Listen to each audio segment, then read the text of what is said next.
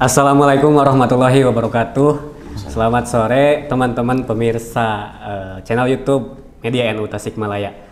Sore ini kita kembali di acara Ngabuburit. Kali ini kita kedatangan tamu spesial, yaitu Kang Kiai Haji Dr. Yayan Bunyamin, MPhil. Alhamdulillah tos sumping di sini. Kang Yayan damang? Alhamdulillah. Alhamdulillah damang. Saat acan kita masuk ini agak campur Sunda Indo ya, karena teman-teman juga ngerti lah ya kalau nggak ada subtitlenya di sini. Kang Yayan kuliah di UIN ya, di UIN jurusan filsafat. Kang tiasa diceritakan lah Kak teman-teman gitu terkait jenjang pendidikan Akang di mulai pesantren di mana.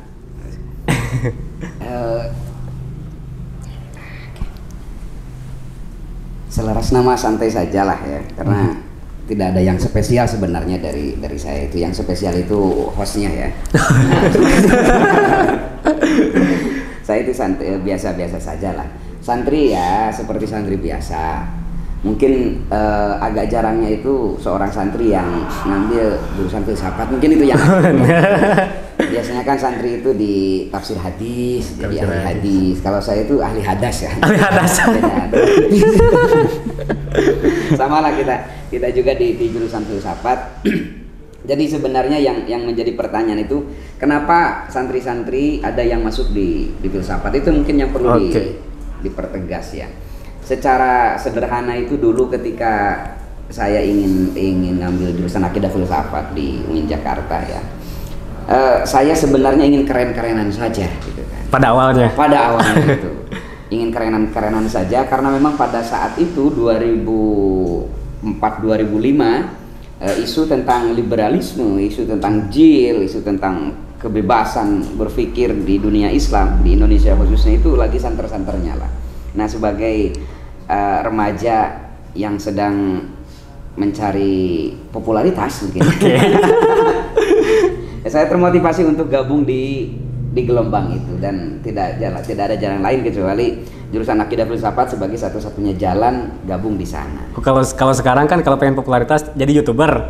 Kalau dulu mah masuk filsafat. Ya, dulu itu motivasinya keren gitu kan. Keren. Dulu itu motivasinya. Jadi kalau dulu itu kalau kita ingin terkenal, ingin alim itu ya qiraatul kutub lah, ahli dalam membaca kitab. Sekarang itu kan qiraatul YouTube ya. Qiraatul YouTube. Sering buka YouTube dan ngupload konten-konten di YouTube terkenal. Nah, motivasi kita untuk di filsafat seperti itu. Nah, ada yang bertanya dulu itu, ya, kenapa filsafat? Padahal kan secara karir tahu sendirilah. Ketika seseorang memutuskan untuk kuliah di jurusan filsafat itu sama dengan menyembelih ayam bertelur emas lah.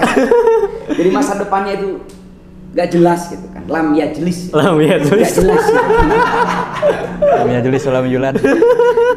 Kenapa? Karena secara karir gak jelas ke depannya. Hanya satu motivasi di filsafat itu, lillahi ta'ala. Kita belajar semata-mata hanya untuk ilmu itu sendiri, tidak ada pikiran yang lain. Dan saya yakin semua yang ngambil jurusan filsafat itu intinya hanya itu. Jadi bukan hanya ikhlas, tapi memang kepepet. Tidak ada jalan lain untuk ria, ujub dan apalah. Karena di filsafat itu tidak ada yang pantas untuk diandalkan. Tapi alhamdulillah dengan memahami kerangka-kerangka di filsafat, kemarin saya diwawancarai di UIN Jakarta itu, kenapa ngambil filsafat. Saya sampaikan begini, kalau waktu bisa diulang dan Allah memberikan kesempatan kedua saya untuk memilih jurusan S1, saya akan pilih akidah filsafat. Dan kali kedua Allah memberikan kesempatan yang lain untuk memulai kuliah, saya akan kuliah di akidah filsafat. Kenapa? Karena saya sudah merasakan bagaimana ilmu yang bisa saya dapati, pusat dari semua ilmu, untuk memetakan semua perkembangan ilmu di dunia itu di filsafat. Jadi hanya itulah yang mungkin saya agak beda dengan teman-teman yang lain gitu kan. Jurusan itu, kalau jurusan syariah, jurusan dakwah, tafsir hadis sudah banyak lah. Nah, kita ngambil yang tidak terlalu banyak peminatnya. Anti mainstream. Nah, mainstream waktu itu. Ingin keren-kerenan saja, tapi alhamdulillah jadi keren beneran. Pasti Kang, pasti. Memang itu tergantung amal-amalan ya. Mungkin itu saja lah untuk sebagai santri ya santai saja lah. Santri seperti biasa. Mondok di mana Kang? Dulu mondok saya di Manarul Huda, di Sukasirna, Sukarame. di bawah asuhan guru almarhum al-maghfurlah Kiai Haji Intin Saifuddin. Di sana guru pertama saya beliau rahimahullah, dan beliau yang mewariskan bagaimana berpikir rasional dan juga tekstual. Itu mungkin ya. Oke, janten Kang Yayan mondok sebagai santri dan juga sarjana gitu ya. Walaupun ya pada zaman sekarang mungkin ada arus besar kita harus masuk ke pendidikan formal gitu kan. Selanjutnya Kang janten tema pada sore ini itu adalah merajut asa di bulan puasa ya. Salah satu ikhtiar untuk merajut asa di bulan puasa ini apa menurut Akang? Saya teringat satu buku ya, terbitan Balai Pustaka tahun 1934. Judulnya Polemik Kebudayaan. Nah, bukunya tidak terlalu tebal, hanya 204 halaman. Itu merangkum orasi dan tulisan dua tokoh pendidikan Indonesia, Ki Hajar Dewantara dan juga Dr. Sutomo. Nah, penyuntingnya Sultan Takdir Ali Syahbana di Balai Pustaka itu. Jadi dua tokoh pendidikan ini yang menarik ketika berbicara tahun 1928 sampai 1932, selama 4 tahun mereka berpolemik. Satu kesamaan mereka itu, kelak ketika Nusantara ini merdeka, maka pondok pesantrenlah sebagai sistem pendidikan nasionalnya. Saya penasaran kenapa dua tokoh ini yang bukan orang pesantren mengidamkan pesantren menjadi sistem pendidikan nasional ketika merdeka. Kita tahu lah Ki Hajar Dewantara itu Kejawen ya, Kejawen. Dr. Sutomo juga semua tahu sekuler kelas dewa ya, beliau itu. Tapi dua tokoh ini mengidolakan pesantren menjadi sistem pendidikan nasional. Lalu saya penasaran, akhirnya saya gali, ternyata dua tokoh pendidikan ini mempunyai penilaian yang begitu luar biasa terhadap pesantren, hasil dari kehidupan mereka, bergabung mereka dengan alumni pesantren melalui wadah Taswirul Afkar. Tahun 1918 Kiai Haji Abdul Wahab Hasbullah rahimahullah mendirikan Taswirul Afkar. Jadi semacam lembaga kajian dua arus utama, nasionalis religius yang dari alumni pesantren, wabil khusus alumni Nahdlatul Wathon, bergabung mengadakan kerjasama kajian dengan alumni dan aktivis Budi Utomo yang sekuler, bergabung dalam satu wadah Taswirul Afkar. Dari sinilah pertemuan, dari sinilah pengalaman kedua tokoh nasional ini melihat bagaimana orang-orang pesantren itu mempunyai kekuatan, mempunyai kemampuan yang luar biasa, padahal secara fakta ya tahu sendirilah di pesantren itu sarana dan prasarana minim. Kadang selama saya sekolah Sanawiyah dan Aliyah itu tidak pernah beli sepatu karena memang nyeker. Tapi orang-orang pesantren seperti itu, dan saya yakin zaman dulu juga tidak jauh beda lah tradisi pesantren seperti itu. Kalau punya sendal digosok ya kan. Araratul gitu kan, kemudian galer ya. Dulu ada istilah galer ya. Ngespet.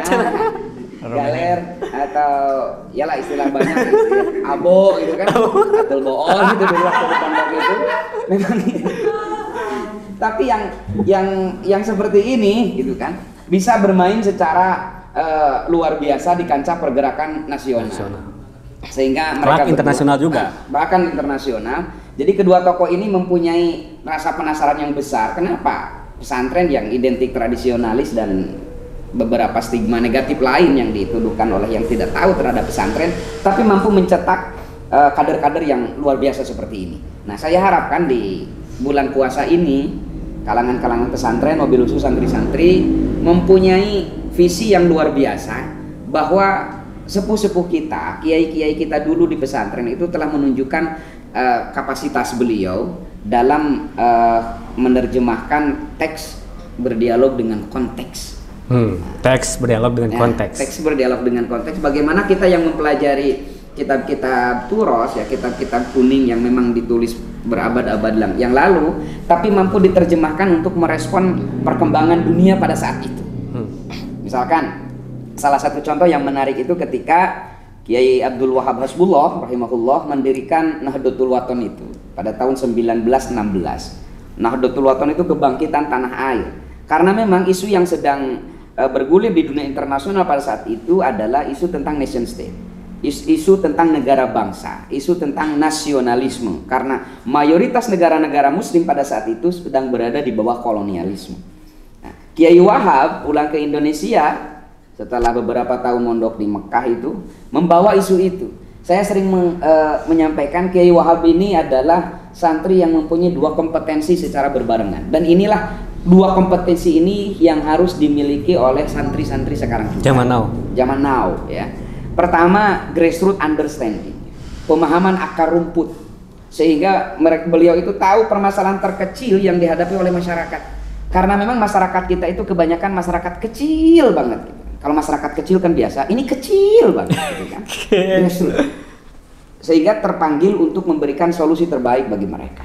Di satu sisi, beliau juga mempunyai world class kompetensi global yang tidak kalah dengan persaingan pada saat itu secara global ya, selain internasional. Hari ini kita juga membutuhkan dua kompetensi itu. Jadi para santri sekarang, kalangan pesantren harus mencetak kader-kader yang seperti itu, mempunyai dua kompetensi secara berbarengan, world class kompeten, pemahaman global, sehingga santri kita bisa excellent, ditempatkan di mana saja. Dakwah misalkan di Korea bisa, dakwah di Amerika bisa, dakwah di Eropa, di berbagai daerah kita bisa menyesuaikan, dan kita punya modal itu. Kedua, jangan lupa kita juga diwarisi untuk mempunyai grassroots understanding, ya, pemahaman terhadap akar rumput untuk membela mustadafin, ya, orang-orang lemah yang termarginalkan dari kesejahteraan sosial, sebagaimana yang tertuang dalam Pancasila itu, keadilan sosial bagi seluruh rakyat Indonesia. Kebanyakan kan masyarakat grassroots itu jauh menerima keadilan itu. Jadi saya harap di bulan puasa ini kalangan pesantren khususnya tergugah bahwa tantangan kita, amanah kita, di samping untuk mewarisi ilmu agama, juga untuk mencetak kader-kader yang punya dua kompetensi ini secara berbarengan. Oke, tadi Pak tadi kalau kita runut di dalam sejarah gitu ya, tadi dikatakan dalam polemik kebudayaan itu, kalau saya lihat itu kan arus besar, arus modern nation state itu untuk globalisasi ya, untuk modernisasi. Nah, Soekarno, kebetulan saya nulis skripsi tentang Soekarno. Kalau secara keanggotaan beliau itu anggota Muhammadiyah. Terus beliau itu juga sangat mencintai Nahdlatul Ulama. Bahkan katanya dalam perkataan dia, jikapun saya untuk berangkat ke Muktamar NU, jikapun saya harus merangkak-rangkak, saya akan berangkat, katanya gitu. Nah, dikaitkan dengan konteks santri atau pesantren hari ini, alternatif untuk menghalau untuk mengcounter itu arus besar modern, itu sekolah pesantren tradisional mendirikan sekolah ya, madrasah lah kalau di NU. Mengkantor atau menyeimbangi gitu ya? Menyeimbangi, merespon perkembangan dunia yang begitu global besar gitu ya. Nah, tapi berakhir pada ya tadi, antara PR-nya itu antara menggabungkan antara teks dengan konteks. Nah, yang saya rasakan, kebetulan saya juga hidup di kalangan pesantren gitu ya, itu selalu berhenti di teks gitu ya. Itu secara tradisi benar gitu ya, kita mentradisikan nilai-nilai dalam kitab kuning ya, kitab Turot kayak gitu. Nah, yang saya rasakan ketika saya keluar dari pesantren terus ke sekolah umum, ada shock gitu, ada kekagetan untuk saya berkenalan dengan ya pengetahuan yang istilahnya liberal, kayak ya umum lah gitulah. Padahal kalau kita lihat Soekarno juga, beliau sebenarnya seorang santri ya, waktu remaja dia dititipkan di HWS Cokroaminoto. Menurut saya itu padepokan pesantren modern, karena di situ ya dapur nasionalisme di Surabaya, ada Kartosuwiryo, ada Musso segala macam. Nah, padepokannya itu ternyata nggak terlalu formalistik, tapi dia mewarisi nilai-nilai kepesantrenan yang digagas oleh Ki Hajar itu, yang di polemik kebudayaan gitu ya. Nah, bagaimana tantangan atau para santri hari ini ya, katakan peralihan antara santri dan sarjana gitu ya, ataupun pesantren lah, dalam arti pesantren itu bisa melangkah lagi dari teks gitu ya. Untuk dia mengerti konteks itu kan harus memahami dunia atau konteks hari ini ya, perkembangan dunia. Nah, itu salah satu yang sekarang di kalangan pesantren itu yang diupayakan atau yang dilakukan tuh bagaimana, Kang? Nah, Memang dulu almarhum Gus Dur pernah dawuh ya bahwa 20 tahun ke depan, beliau bicara sekitar awal tahun 90-an. 20 tahun ke depan, pesantren-pesantren itu akan dibanjiri dengan doktor-doktor, dengan intelektual muda. Dan hari ini kita bisa merasakan itu. Ramalan beliau itu. Artinya sebenarnya kita sudah punya sarana untuk itu. Bagaimana santri yang dikirim untuk mempelajari ilmu-ilmu modern kembali ke pondok sebagai agent of change ya. Kalau teman-teman bilang agent of sange gitu kan. Jadi agent of change wrongly. Agent of change. Agent of change jam-jam. Agent of change yang bisa berbagi tentang fenomena di dunia ini. Nah, contoh masalah Soekarno dulu ya. Memang tidak bisa dilepaskan, itu sudah maklum bahwa Soekarno itu sangat mencintai Nahdlatul Ulama. Bahkan kalau lepas dari Nahdlatul Ulama, NO, Soekarno itu sukar terus gitu. Sukar dipercaya. Jadi sangat wajar sekali ketika Soekarno sangat mengidolakan Nahdlatul Ulama karena kalau tanpa NO gitu kan sukar terus gitu kan, jalan sulit gitu kan. Jadi dengan ada NO jadi Soekarno mulus gitu kan. Nah, hari ini tadi kita sering ngobrol tantangan kita hari ini, contoh kasus pandemi sekarang ini lah. Pandemi hari ini COVID-19, ketika negara-negara lain bicara tentang penemuan solusi vaksin, gitu ya, sebagai solusi vaksin, negara muslim mana sih yang mencoba untuk mengeluarkan satu formula gitu kan? Ini loh vaksin yang sudah teruji secara klinis, bisa dipertanggungjawabkan secara medis. Ilmuwan muslim mana rasanya belum terekspos gitu kan? Padahal Islam itu sebagaimana jargon di dalam Al-Quran sebagai rahmatan lil alamin, sebagai rahmat bagi semesta. Ketika alam semesta dilanda oleh pandemi COVID-19, pertanyaannya respon ataupun solusi dari dunia Islam itu sendiri apa? Sebatas halal haram itu tidak menyelesaikan masalah. Misalkan salah ada satu formula atau apa, ini tantangan kita gitu. Ini tantangan kita. Kita sering bicara Islam sebagai rahmatan lil alamin, rahmat bagi semesta alam. Ketika alam dilanda pandemi, bungkam 1000 bahasa gitu kan. Karena bahkan kita tidak punya sumber daya. Bahkan jadi perdebatan nasional di Facebook ya terkait agama, filsafat dan sains gitu. Banyak tokoh-tokoh besar seperti Gunawan Muhammad, A.S. Laksana dan lain-lain ikut saling membuat tulisan karena pada saat itu kebanyakan kaum agama malah seenggaknya kayak meremehkan dan lain-lain gitu ya. Mungkin ini juga jadi PR besar bagi keberagamaan kita ya Kang ya. Kalau di kalangan di filsafat ada ilmu kalam gitu ya Kang ya. Kalau dulu kan secara ilmuwan abad pertengahan lah, katakan Ibnu Sina itu ya justru penggagas pelopor sains kedokteran ya di abad pertengahan itu di Baghdad. Abad pertengahan konteks barat. Iya, konteks zaman barat.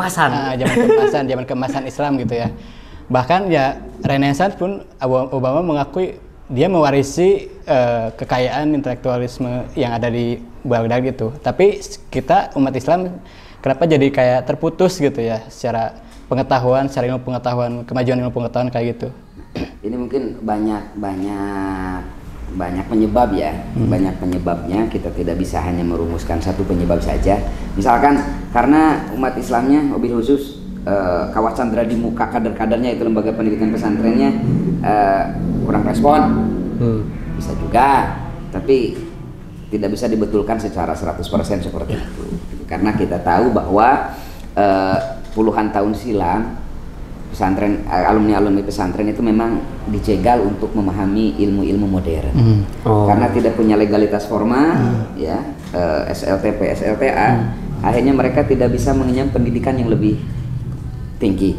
Jadi dibiarkan, contoh kecil lah, seorang santri yang alim dan fasih memahami Fathul Mu'in, kitab Babon dalam fikih itu, dia tidak bisa menjadi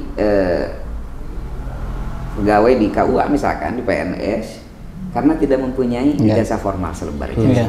Tapi alumni lembaga pendidikan tinggi, meskipun tidak bisa baca, nasribnya juga acak-acakan, tapi karena punya legalitas formal itu kan bisa jadi kodi, bisa jadi apa, PNS. Nah itu ini juga itu fenomena juga. Jadi hari ini kita mewarisi efek dari puluhan tahun silam itu.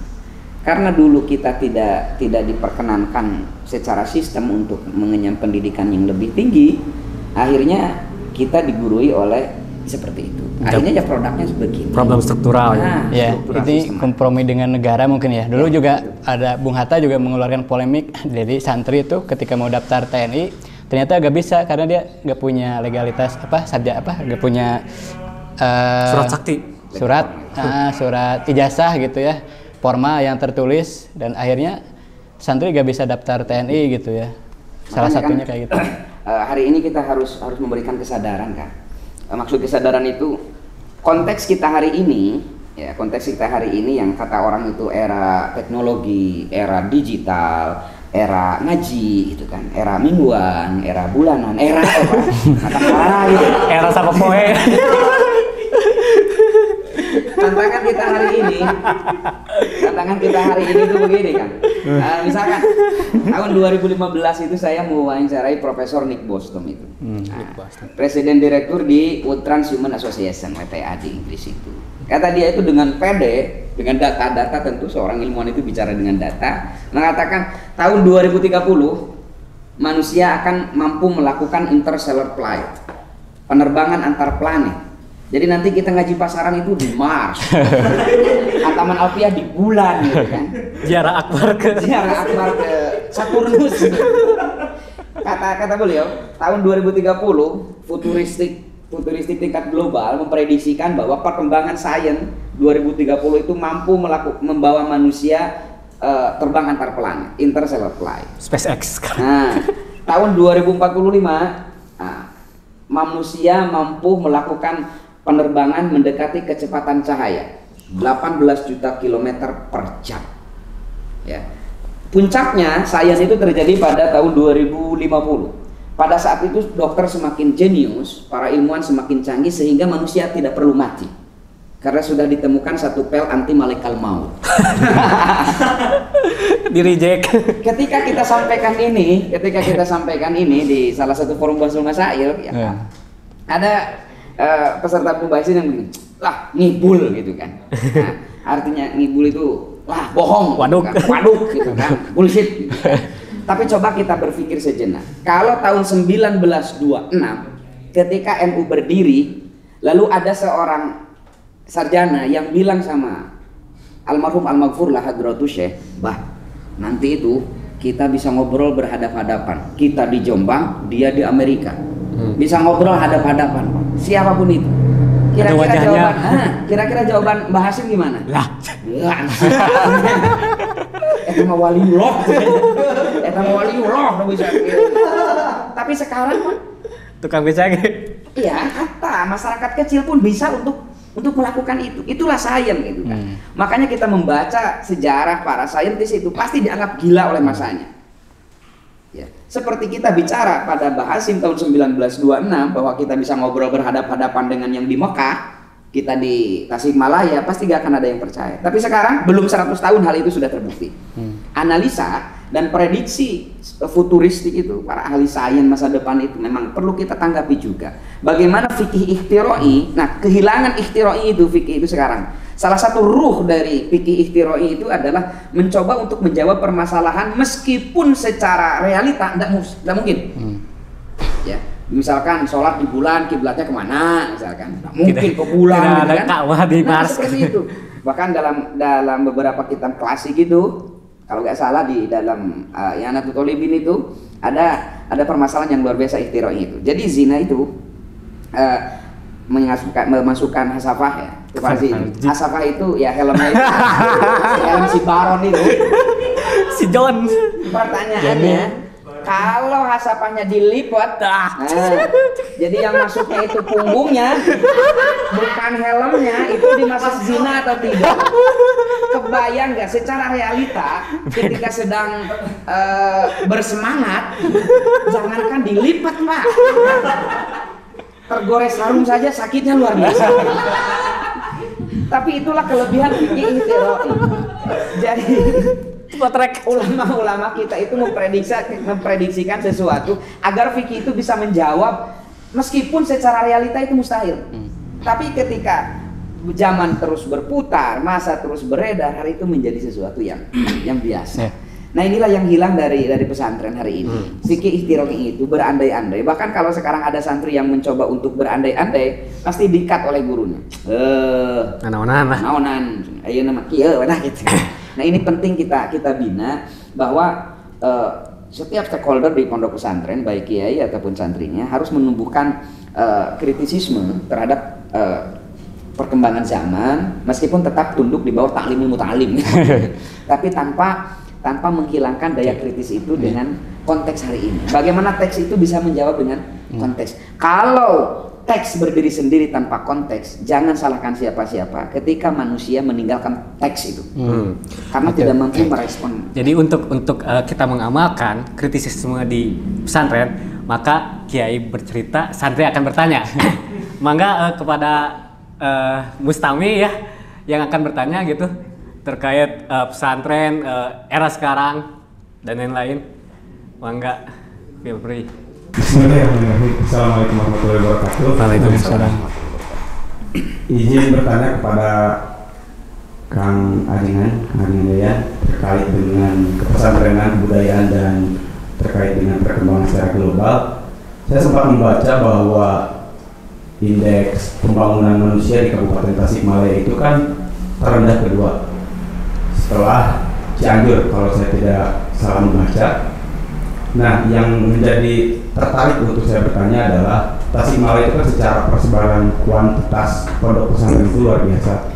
Bahkan sebelumnya juga tadi oleh Kang Ian juga dijabarkan bahwa lembaga pendidikan tertua juga salah satunya adalah pondok pesantren. Nah, apakah indeks pembangunan manusia yang salah satunya adalah ada faktor pendidikan, apakah bisa diintegrasikan ketika pendidikan formal dan juga kemajuan daripada pondok pesantren untuk mendongkrak bagaimana indeks pembangunan manusia di Kabupaten Tasikmalaya bisa merangkak terus naik ke hal yang lebih positif lagi. Justru menarik persebaran pesantren yang lebih dari 500 sekian di Kabupaten Tasik, bahkan kalau nggak salah saya membaca ada sekitar 800 pondok pesantren yang tersebar di berbagai wilayah Kabupaten Tasikmalaya. Tapi secara indeks pembangunan manusia yang saya baca ternyata masih rendah kedua di Provinsi Jawa Barat. Mungkin itu Kang yang menjadi pertanyaan saya, bagaimana baiknya, apakah bisa diintegrasikan, bagaimana pendidikan formal itu bisa beriringan dengan pendidikan pondok pesantren yang kita kenal sebagai pendidikan yang tradisional untuk bisa merespon, menyimbangkan dan lain-lain terhadap perkembangan zaman seperti itu Kang. Terima kasih. Hatur nuhun Kang Hilmi. Ya, nama Hilmi Al-Sidik dari Alam Semesta. Bumi. Langsung saja. Masalah indeks itu pertama kita juga harus melihat itemnya ya. Karena salah satu hasil dari survei apapun itu dilihat dari itemnya. Yang kadang item itu sesuai dengan kehendak, makanya bisa dimanipulasi juga. Ya, tergantung item yang dimunculkannya. Jadi untuk menjawab pertanyaan itu kita harus cek dulu item yang digunakan dalam survei indeks pembangunan manusia itu seperti apa, sehingga ketika kita lihat itemnya nanti kita bisa kompromikan dengan fakta di lapangan ya, lembaga pendidikan baik itu pesantren ataupun lembaga pendidikan formal, jadi itemnya apa dulu gitu. Nah justru yang menarik itu adalah pertanyaan-pertanyaan sekarang kan. Jadi pertanyaan milenial itu biasanya lahir dengan ikhtiroi yang alami karena dididik dengan kritisisme. Contoh begini, Pak, saya pernah ditanya, Kang, bagaimana hukumnya onani? Ya, masturbasi. Walah. Ini agak sensitif ya. Banyaklah kita suguhkan beberapa komentar dan fatwa dari para imam mujtahid. Singkat cerita, boleh onani itu tapi sebatas solusi. Jangan dijadikan hobi. Tapi ada lagi terus bertanya, bagaimana Kiai? Hobi saya cari solusi. Jadi kan itu pertanyaan yang luar biasa menurut saya itu, kan? Jadi tak terbayangkan, itu ihtiroi gitu kan. Boleh, tapi sebatas solusi, jangan dijadikan hobi. Lalu dia jawab, bagaimana kalau hobi saya cari solusi? Kan agak sulit juga kita jalan. Kemudian tersesat. Hal-hal seperti itu. Tentang indeks itu kita perlu lihat dulu item-item yang dijadikan barometer dalam indeks itu seperti apa, sehingga kita bisa menjawab dengan enak juga. Mungkin Kang Hilmi mengetahui item-itemnya atau Atau pernah gejala-gejala lain yang teratribusi dengan turunnya atau rendahnya indeks pembangunan manusia di Kabupaten Tasikmalaya bisa, atau sesuai pengalaman bekerja di lembaga survei kayak gitu? Kalau lembaga survei dan lain-lain saya belum pernah sih Kang terkait dengan indeks pembangunan manusia. Yang salah satunya pendidikan yang saya pahami kalau nggak salah ya Kang, salah satunya adalah bagaimana angka lama sekolah, terus juga fasilitas pendidikan, terus juga angka melek huruf, seperti itu Kang yang saya pahami terkait dengan indeks pembangunan manusia. Justru yang menarik bahwa pesantren sekarang kan sudah banyak yang dilembagakan, terus juga banyak pendidikan formalnya. Apakah belum cukup juga untuk mendongkrak ya dalam segi hal pendidikan di Kabupaten Tasikmalaya? Itu kan menarik sekali gitu Kang. Bagaimana perkembangan pesantren secara kuantitas luar biasa di Kabupaten Tasikmalaya. Seperti itu yang saya pahami Kang. Jadi kalau hanya misalkan dengan tiga item itu ya, sarana dan prasarana, kita tahu lah sarana dan prasarana pesantren itu kebanyakan di bawah standar kan. Nah, bagaimana satu MCK digunakan oleh berpuluh-puluh santri. Ini juga kan mengurangi. Kedua, masalah melek huruf. Maksudnya melek huruf apa? Kalau huruf Arab itu paham semua gitu kan. Huruf pegon. Nah, berarti melek hurufnya dalam tanda kutip Latin misalkan. Dan saya yakinlah sekarang luar biasa lah santri itu, masyarakat kita itu melek hurufnya luar biasa lah. Kemudian masalah ketersediaan lembaga pendidikan formal itu juga kan masih ada dikotomi ya. Nah, lembaga pendidikan formal dan non formal seperti pesantren dan yang lain-lain informal itu kita juga kan sulit untuk merubah itu. Kalau standarnya masih itu ada formal, informal, yang informal ini poinnya berapa? Padahal kan kalau tadi kita lihat ada sekitar 800 pesantren di satu kabupaten loh. Berarti rata-rata satu desa ada setidaknya ada ya. berapa? Kebayang nggak satu pendidikan satu desa? Itu luar biasa sebenarnya.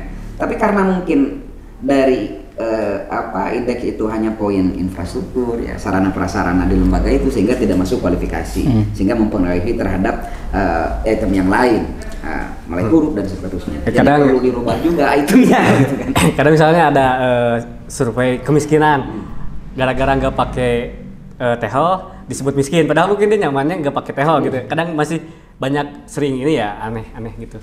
Makanya ketika dulu kita baca satu novel yang booming ya, Laskar Pelangi itu, orang kota kan luar biasa, sekolah gak pakai sepatu, kita biasa loh gitu kan. Tahun 2000-an kita biasa sekolah gak pakai sepatu gitu kan, buku cuma satu all in one gitu, seperti ensiklopedi, itu matematika di sana gitu kan, fikih di sana. Jadi tergantung perspektif mana yang melihat. Seperti tadi gitu kan, selera itu tidak bisa diperdebatkan, tidak bisa dipaksakan. Nyamannya dengan lesehan ya lesehan, jangan dipaksakan ada kursi dan yang lain-lain sebagai sarana prasarana gitu. Nah ini juga kita perlu lebih bijak lah dalam melihat satu fenomena gitu kan. Itemnya juga perlu kita kondisikan, jangan memaksakan item tertentu sebagai barometer dari indeks pembangunan manusia, padahal dalam realitanya bukan karena tidak mampu gitu kan, tapi karena memang nyamannya seperti itu. Iya, walaupun dalam hal-hal lain Singapura atau Kabupaten Tasik punya rekor-rekor yang agak kacau, misalnya kota terkotor keberapa gitu Singapura. Mungkin banyak hal yang harus dibenahi juga, dan mungkin kita juga harus mendorong bagaimana pesantren bisa setidaknya ikut terlibat untuk menghadirkan solusi-solusi bagi problem-problem kemasyarakatan kita gitu kan. Makanya kan makanya tadi saya sampaikan, jadi teks itu jangan sampai tercerabut dari konteksnya. Ketika kita diajari oleh Nabi bahwa tingkat iman paling rendah itu imatatul adha anit thariq, ya, menghilangkan duri ataupun penghalang di jalan, menghilangkan duri, menghilangkan sampah di jalan juga itu bagian daripada iman. Nah faktanya justru banyak sekali bukan menghilangkan duri, tapi membuat jalan jadi macet karena ada pungutan liar misalnya. Ya, pungli. Bayang nggak Pak? Jadi bagaimana satu doktrin agama itu terimplementasi di tengah-tengah masyarakat. Di doktrin dalam agama itu, iman paling rendah itu menghilangkan gangguan di jalan lah. Imatatul adha anit thariq itu bukan hanya duri ya, tapi menghilangkan gangguan di jalan. Tapi realitanya Justru banyak sekali di jalan itu gangguan yang memang disengaja gitu kan. Ya, sebut saja pungutan liar, ada drum menghalangi jalan gitu kan. Penyair-penyair. Para penyair.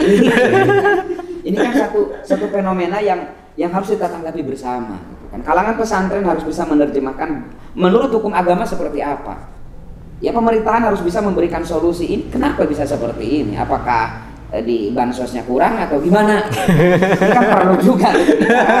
Jadi jangan melihat dari satu sudut pandang ya. Misalkan seperti tadi kota terkotor dan yang lain-lain. Ini program bersama, gerakan bersama untuk kesadaran bagaimana doktrin agama itu bisa menebarkan efek positif di masyarakat. Karena bagaimanapun masyarakat kita itu lebih takut dengan doktrin agama daripada dengan aturan pidana. Serius. Lebih takut dengan norma agama daripada dengan pidana. Di mana-mana lah. Kalau pidana dengan misalkan kasus korupsi misalkan tentang kasus korupsi, bansos atau pidananya begini, mungkin agak takut sehingga berusaha untuk menghilangkan itu. Tapi ketika disuarakan, misalkan di dalam Sahih Muslim ada bab budayal umal itu, bagaimana Nabi itu memarahi seorang petugas penarik pajak dari Bani Quraisy itu yang menerima imbalan atau menerima pemberian dari masyarakat yang dipintai pajak. Gratifikasi. Cap nuhun. Nah, kedua dalam Sahih Bukhari dan Abu Dawud juga disampaikan Nabi itu pasca perang Khaybar ada salah satu pasukannya yang wafat terkena panah di tenggorokan. Kalau Abu Dawud bacanya Kirkirah ya, namanya Kirkirah. Berkumpullah para sahabat itu mendoakan agar si orang itu mati syahid masuk surga. Lalu Nabi melihat, Nabi mengatakan, sholati saja sama kalian. Nabi berpaling.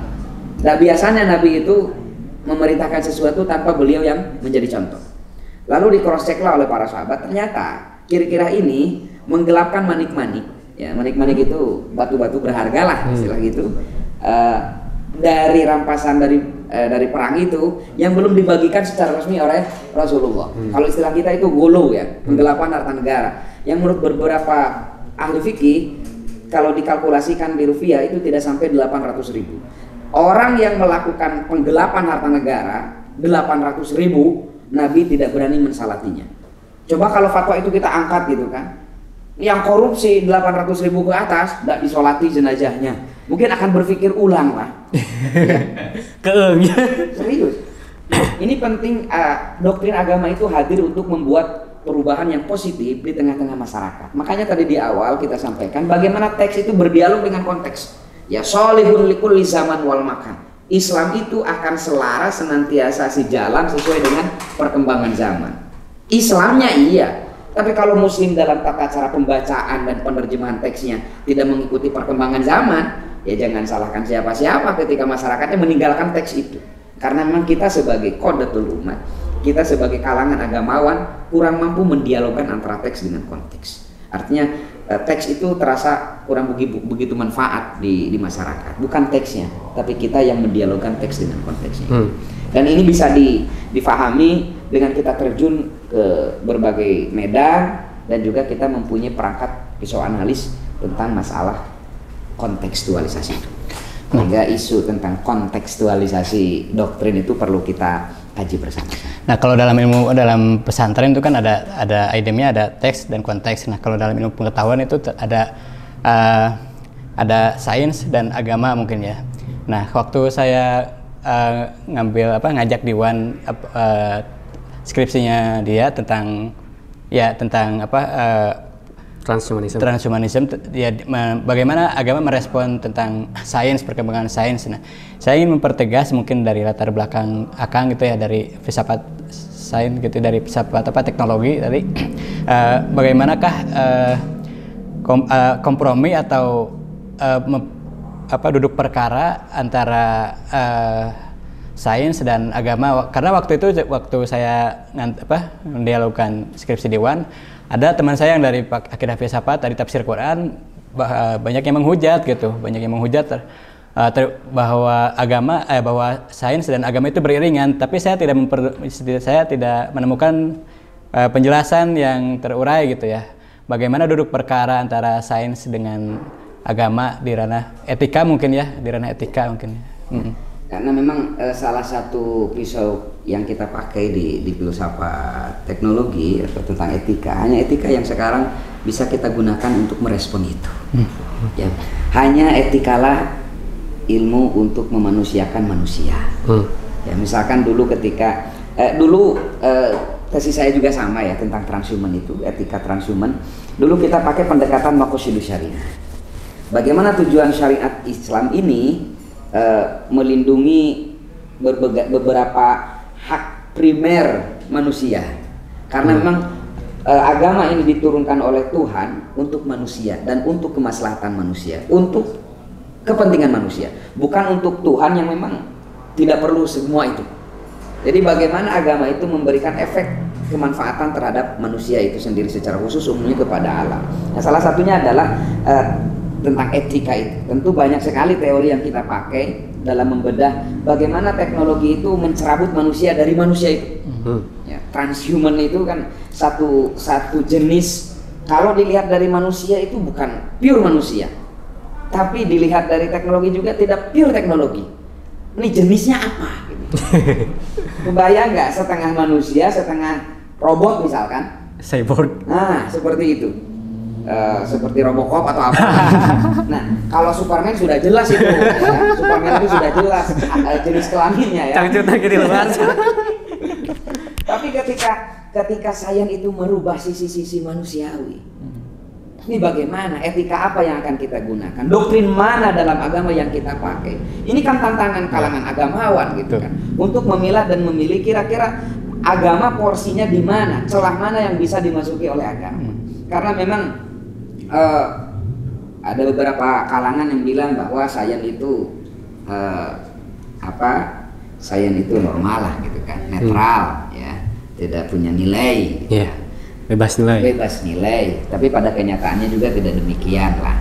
Intinya bagaimana kita menggunakan data-data primer, misalkan seperti yang kita obrokan tadi, bagaimana teks-teks abad keemasan Islam itu dihadirkan kembali, teks-teks primer itu, bagaimana asyifanya Ibnu Sina, bagaimana rosailnya Ikhwanus Sofa gitu kan, beberapa komunitas-komunitas muslim yang fokus dalam kajian sains pada saat itu dihadirkan kembali, dibaca oleh kalangan pesantren. Jadi lagi-lagi tugas kita sebagai santri yang mendapatkan pendidikan formal di lembaga-lembaga pendidikan tinggi untuk membawa teks itu ditawarkan, dihadirkan ke kalangan-kalangan pesantren. Bagaimana teks primernya Ikhwanus Sofa, bagaimana teks primernya Ibnu Sina, bagaimana teks primer Al-Ghazali terhadap etika itu sendiri. Nah, hal ini kan yang menjadi kendala itu keterbatasan teks. Ya, keterbatasan teks di pesantren. Makanya kalau kita melihat di negara-negara barat itu, di negara-negara maju, ketika membuat lembaga pendidikan yang pertama kali diprioritaskan adalah perpustakaan. Iya. Iya kan? Coba kita lihat di beberapa negara maju. Nggak usahlah kita bicara Vatikan yang memang sudah nomor wahid dalam masalah arsip. Yeah. Kita bicara di Selandia Baru, yang dekat aja kan, dekat itu cepat tujah. Nah, kita bisa. Ketika mendirikan lembaga pendidikan, yang pertama itu adalah perpustakaan. Ya, kenapa? Karena di sanalah murid-murid itu, santri-santri itu untuk mengeksplor dunia disuguhkan di perpustakaan itu. Pertanyaannya, kalangan pesantren perpustakaannya gimana? Ini kan mengkhawatirkan juga. Bertabu. Ya, tabu juga perpustakaan itu. Ngacan gitu, bahasa Inggris dari akhirat memual ditanya. Siapa tahu nanti malaikat sudah lulus TOEFL, Pak. Ayo saya dong. Makanya dulu saya sering bersuara di santri-santri itu, awal wajibin alal insan itu bahasa Inggris. Karena bagaimana ilmu pesantren yang sedemikian luas bisa diterima di dunia internasional tanpa mempunyai komunikasi yang jelas. Salah satu komunikasinya adalah bahasa Inggris. Jadi santri itu harus bisa bahasa Inggris. Ada yang ngeluh, "Duh, Kang, bahasa Inggris itu sulit." Bohong. Ya, bahasa Inggris itu gak sulit. Kalau bahasa Inggris sulit, gak mungkin anak-anak kecil di Inggris paham bahasa Inggris. Kalau bahasa Inggris itu sulit, anak kecil juga bisa. Di Inggris itu nggak bisa bahasa Inggris. satunya kita perlu, nggak mungkin kan kita menyampaikan dakwah, kita ingin Islam sampai di negara barat menggunakan bahasa Sunda kan, nggak mungkin juga. Ya pakai bahasa Inggris gitu kan, bahasa pemersatu. Ya, nah makanya perlulah nanti di pesantren itu kita mempelajari nahwu sorof, badi, bayan, ma'ani yang menjelimet aja pada paham, apalagi bahasa Inggris yang cuma sedikit gramatikalnya. Nah sehingga ini modal kita untuk memberikan akses bagi santri-santri yang punya potensi untuk melangkah mengenyam pendidikan yang lebih tinggi. Itu salah satunya bahasa Inggris itu. Akses kunci pertamanya itu bahasa Inggris. Ya, TOEFL atau IELTS itu. Bagaimana kita bisa mendorong santri-santri itu untuk mengenyam pendidikan di lembaga pendidikan tinggi yang munafik, gitu kan? Kalau memang pemahaman dia terhadap bahasa Inggris itu minim sekali. Untuk menyelam ke ilmu pengetahuan itu harus pakai tabung oksigen bahasa. Harus punya perangkat itu. Salah satunya adalah bahasa. Iya. Oke, selanjutnya ada pertanyaan dari Muhammad Ajkal. Oh, dari Captorik. Enggak. Assalamualaikum warahmatullahi wabarakatuh. Salam kenal Pak Ustadz gitu, Pak Kiai. Saya ingin pingin lebih bagaimana cara untuk kita kan tadi mungkin kita melihat dari pustakaan lah gitu kan indikatornya. Saya juga melihat indikator yang lain seperti bahwa minat baca negara-negara muslim itu ya sangat kalah lah dari negara barat gitu kan. Dan indikator yang kedua itu nilai riset dan pengetahuan untuk negara-negara barat itu ya jauh tinggi, jauh lah indikatornya itu. Dan saya pun melihat ya secara lingkungan saya sendiri itu bahwa emang tingkat baca itu ya sangat benar-benar gitu, sangat kurang lah. Apalagi tambah sekarang dengan banyak teknologi, dengan handphone itu kan menambah kemalasan membaca lah. Jangan kalau membaca buku turot lah gitu. Turot aja yang biasanya yang tingkatannya ya dasar-dasar itu sekarang udah pada susah tamat gitu kan. Yang istilahnya dulu itu anak SD atau SMP itu udah pada tamat, sekarang ya tingkat SMA itu pada belum tamat gitu. Turot-turot yang ini dasar. Nah, saya itu ingin bagaimana gitu agar santri-santri itu agar tidak tidak alergi dengan buku-buku gitu, dengan bacaan-bacaan. Apalagi kan masih ada kayak stigma bahwa ilmu-ilmu itu ya ada di ekonomi itu gitu. Jadi ada yang haram, ada yang nggak boleh dipelajari, ada apa gitu. Padahal yang menurut saya sendiri bahwa semua ilmu itu pasti ada hikmahnya gitu. Semua itu pasti ada benang merah agar kita menjadi lebih baik gitu kan. Seperti api kan, api mungkin bisa membakar tapi juga bisa menghangatkan, bisa membuat hidup gitu kan. Terus yang kedua gitu dari sisi pesantrennya itu bagaimana cara meningkatkan bacaan santri-santri gitu agar bisa menunjang juga gitu kan. Soalnya kan kalau soal membaca itu bukan hanya dalam satu pihak lah gitu, harus semuanya saling beriringan gitu kan. Gitu. Mungkin itu saja sih yang saya bertanya. Terima kasih, Captorik. Memang itu faktanya ya. Kita tahu lah bahwa tugas pertama Sayyiduna Muhammad itu adalah Iqra. Tugas pertama beliau itu adalah Iqra, membaca. Ya, saya ingin sampaikan ketika Sayyiduna Muhammad bingung bagaimana merubah tatanan sosial masyarakatnya, ternyata wahyu pertama sebagai solusi dari Allah itu adalah Iqra, baca, pelajari, amati, cerdaskan. Jadi mencerdaskan umat adalah solusi pertama dalam memperbaiki umat. Itu langkah Rasulullah. Nah ini yang perlu kita gaungkan, bahwa tugas pertama Sayyiduna Muhammad adalah membaca. Iqra, baca. Kita yang menerima perintah membaca, tapi yang bacanya non-muslim, makanya yang majunya juga non-muslim. Kenapa? Kesalahan kita yang kurang baca.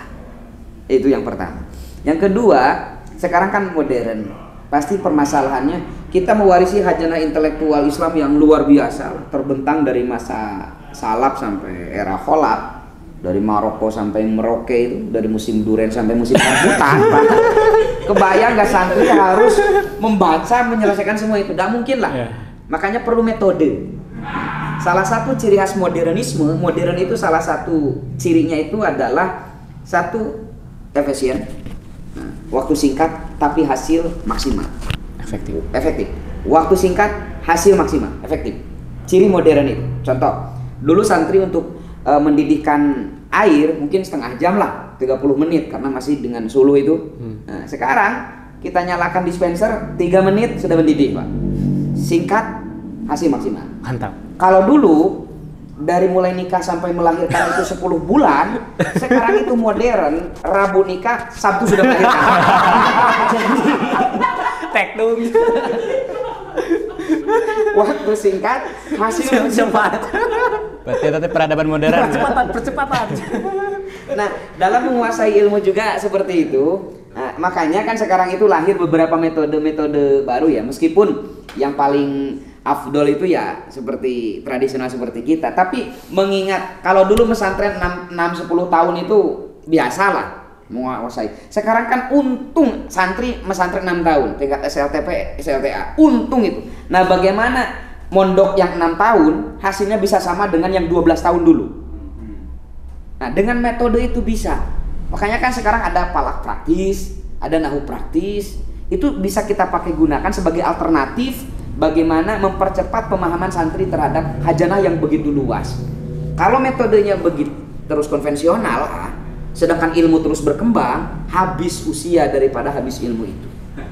Coba kita punya signifikansi, punya strategi bagaimana ilmu-ilmu tertentu yang memang bisa disederhanakan, kita sampaikan dengan sederhana itu. Dengan ringan dan jenaka. Dengan ringan dan jenaka itu.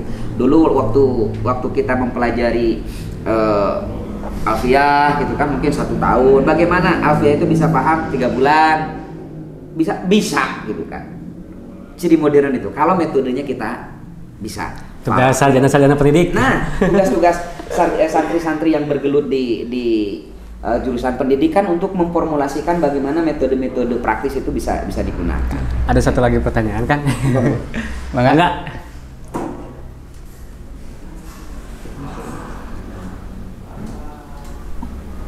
Assalamualaikum. Saya Muhammad Eskal. Hoyong Naros kan lembaga pesantren teh lembaga pendidikan tertua lah, bisa dibilang seperti itu. Tapi yang saya amati dari sudut pandang saya yang bodoh ini, bisa dibilang pesantren teh hanya sebatas benteng akidah, bukan mempersiapkan para santrinya sebagai agen perubahan. Contohnya misalkan bagaimana para santri bisa melihat dunia luas, bagaimana para santri bisa tahu tentang biotek atau infotek kalau misalkan HP-nya saja dikumpulkan seperti itu. Jadi menganggap handphone sebagai sesuatu yang mengganggu. Seperti itu, Kang. Oke, thank you. Ajkia. Keren. Ya, memang di mana ada kemauan pasti ada jalan. Walaupun ya, misalkan bagaimana kita bisa update ya informasi dan yang lain-lain kalau memang handphone saja tidak diperbolehkan. Nah, ini kendala ya. Tapi menjadi penyebab kita tidak update informasi enggak. Sekarang itu dengan beberapa kebijakan pemerintah, pesantren itu punya ruang-ruang digital. Ya, punya ruang-ruang digital, paling tidak punya laptop gitu kan, akses internet ya. Sekarang itu hampir rata-rata pesantren punya itu. Dengan bantuan kemarin lah pesantren dengan teknologi itu, bantuan pesantren untuk membeli alat-alat seperti kamera, laptop. Makanya hari ini Ramadan ini cek di beberapa media sosial itu, baik di YouTube ataupun di Facebook, hampir setiap pesantren itu punya live streaming. Ini kemajuan yang luar biasa sebenarnya, gitu kan. Tanpa santri-santri itu kuliah di jurusan informatika, karena memang teknologi itu adalah skill, gampanglah, tidak terlalu teoritis sebenarnya.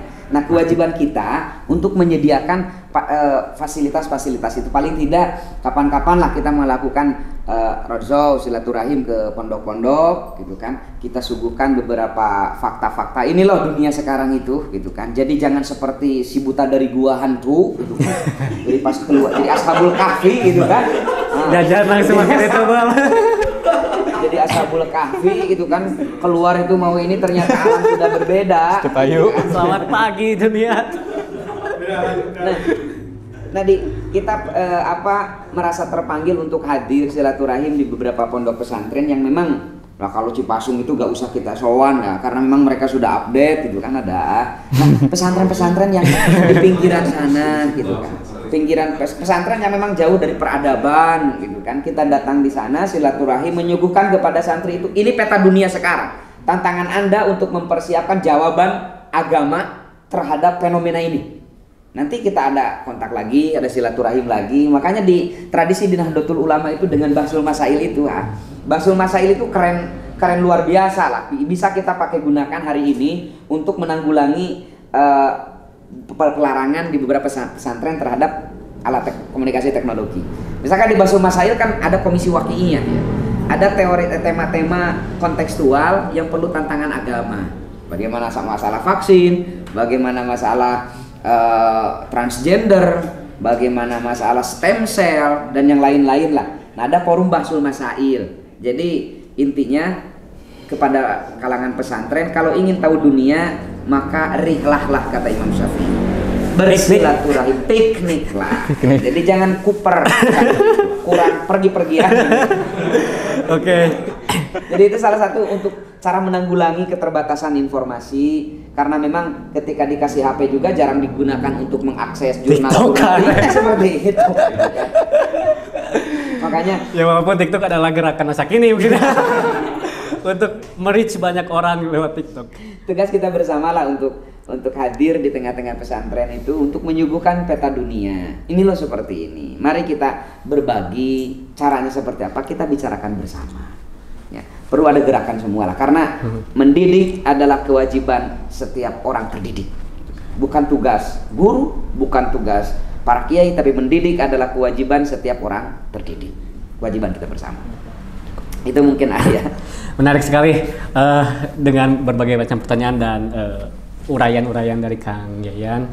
Begitu banyak tantangan PR, tantangan dan panggilan gitu ya untuk kita sama-sama bergerak gitu ya, untuk kita sama-sama mencoba mengurai berbagai macam masalah yang begitu banyak, dan hingga akhirnya kita bisa melihat satu fajar cerah gitu ya di masa depan.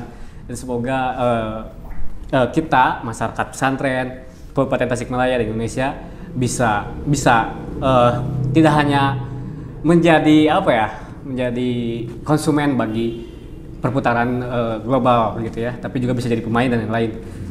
Mungkin sudah tidak ada pertanyaan lagi, apa masih ada pertanyaan? Satu lagi. Satu lagi, Mangga.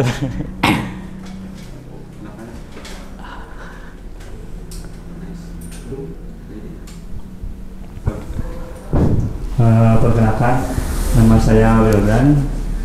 Saya ingin bertanya tentang pendidikan. Pendidikan kan pendidikan yang utama dan yang pertama dan yang paling utama itu dari orang tua. Nah, saya ingin tahu bagaimana tanggapannya ketika orang tua yang memesantrenkan anaknya sejak usia dini gitu, yang masih butuh bimbingan orang tua, yang masih butuh sentuhan orang tua gitu. Jadi bagaimana? Terima kasih. Memang ini juga polemik ya. Di satu sisi anak kecil lah, masih usia SD itu sedang butuhnya perhatian dan kasih sayang orang tua. Tapi di sisi lain juga orang tuanya tidak mampu dan ngeri terhadap perkembangan zaman, akhirnya menitipkan anaknya di pesantren. Ini juga polemik. Maksud polemik itu di satu sisi mentalnya sedang dibangun kedekatan dengan orang tua, tapi di sisi lain tantangannya mendesak untuk menitipkan anak-anak kita di lembaga pendidikan yang jauh dari ekses negatif peradaban. Ini polemik juga dan kita tidak bisa pukul rata gitu kan, apakah baik atau kurang baik, itu tergantung situasi saja. Kalau memang orang tuanya mampu dan mengusahakan untuk mengajar sampai level SD, mengawal, itu lebih baik. Kalau dianggap tidak mampu karena keterbatasan dan berbagai kesibukan, mungkin menitipkan di lembaga pendidikan lebih baik. Jadi sebagai tidak alternatif. Sebagai alternatif. Jadi tidak pukul rata bagaimana baik atau tidaknya. Ini kembali lagi pada situasi orang tuanya itu sendiri. Gitu kan. Bisa sebagai solusi, tapi juga bisa sebagai pelarian diri dari tanggung jawab orang tua. Bisa. Karena ada seorang psikolog John Bowlby dari Inggris itu mengatakan attachment theory gitu ya, bahwa persentuhan antara anak dan orang tuanya, terutama sentuhan fisik kayak usapan lembut di sebelum tidurnya dan lain-lain, itu sangat penting untuk membangun kesiapan mentalnya, kepercayaan dirinya dan kemampuan dia untuk berkomunikasi kalau menurut riset dari John Bowlby itu. Jadi mungkin di pesantren juga harus ada peran itu ya. Kalau misalnya kita tidak bisa mengelak dan tak terelakkan gitu ya untuk ada arus menitipkan anaknya di pesantren, mungkin pesantren juga harus menyediakan jasa-jasa, bukan jasa-jasa atau layanan-layanan, karena tentu sangat penting gitu ya, sentuhan-sentuhan kasih sayang dan lain-lain. Dan walaupun misal karena di pesantren suka ada keras hirup gitu kan ya, itu mungkin harus dipersiapkan gitu ya untuk pesantren hari ini. Mungkin dicukupkan sekian pertanyaan. Mungkin ada closing statement dari Kang Yayan terkait obrolan kita yang bagi saya sangat menyenangkan, Kang. Jadi kalau kita baca komik Avatar ya, mulai dari Avatar sebelum Aang akan dididik, dipersiapkan untuk menjadi problem solving dunia itu, dididik melalui guru-guru yang tenang, waktunya panjang, usianya panjang, sehingga ketika mereka jadi avatar itu sudah bisa menjawab tantangan zaman, dan itu lama. Tapi hal itu tidak terjadi bagi Aang gitu kan. Usia 12 tahun sudah dituntut untuk menyelesaikan kekejaman Raja Api. Beneran ya Raja Api. Nah, mungkin generasi Z itu seperti avatar Aang. Jadi kita masih usia belia, ilmu belum begitu cukup ya, penguasaan terhadap 4 elemen belum begitu mumpuni, tapi harus ditantang mengalahkan Raja Api ya, Raja Api Sozil gitu. Nah, sehingga dalam pembelajarannya hanya 1 tahun yang dibutuhkan oleh avatar Aang untuk mempelajari ketiga elemen itu, api, tanah, air dan tanah. Bagaimana? Ya dengan kawan-kawannya itu, dengan situasi kondisi yang mengitarinya. Jadi Aang belajar pengendalian api tidak di pondok pesantren khusus yang pan api, tapi melalui kehidupan sehari-hari. Artinya ketika dulu orang tua kita ingin mempelajari disiplin ilmu nahwu itu fokus di satu lembaga pesantren yang fokus di bidang itu beberapa waktu, sekarang dengan teknologi yang sangat modern, dengan situasi yang bisa kita ciptakan sesejuk mungkin, kita bisa mempelajari disiplin ilmu itu tidak seperti yang dipelajari oleh orang tua kita. Catat, modern itu ciri khasnya adalah waktunya singkat, hasilnya maksimal, efisien. Ya, dan itu yang terjadi, yang bisa saya ambil hikmah dari film Avatar Aang ya. Pesan moral dari Avatar Aang. Generasi milenial itu seperti Avatar Aang. Waktu belum mumpuni, ilmu belum bisa, tapi kita sudah dituntut untuk menyelesaikan problematika masyarakat.